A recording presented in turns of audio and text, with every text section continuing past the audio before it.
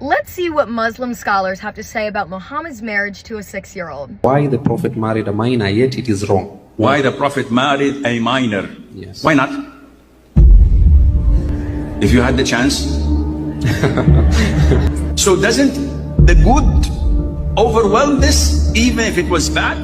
Though it's not bad. Has Aisha ever complained that she wasn't happy? That she was subjugated?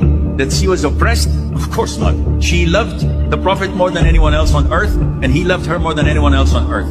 Were her parents opposing the marriage? Of course not.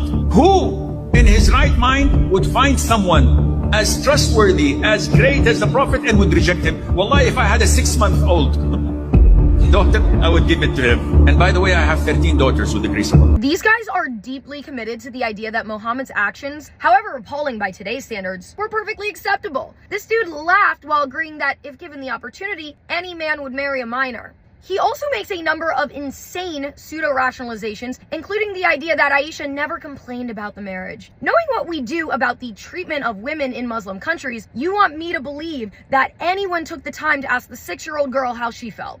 Sure, Jan.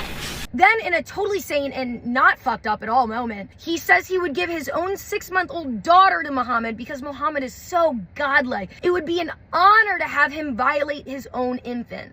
Brother, This, of course, is just the tip of the iceberg of misogyny in Islam. There's the demand that women must be covered or else they're asking for it. You have acid attacks on women who reject a man's advances. At some point, you have to ask yourself, is this a religion of peace or a religion of predators? You would think that these things would horrify Western feminists who are quick to take offense to the slightest microaggression coming from sexist Western men, but for some reason, I never see their outrage on this. This ideology poses a terrible threat to Western countries, and these are not the type of men we want on our streets and around our daughters.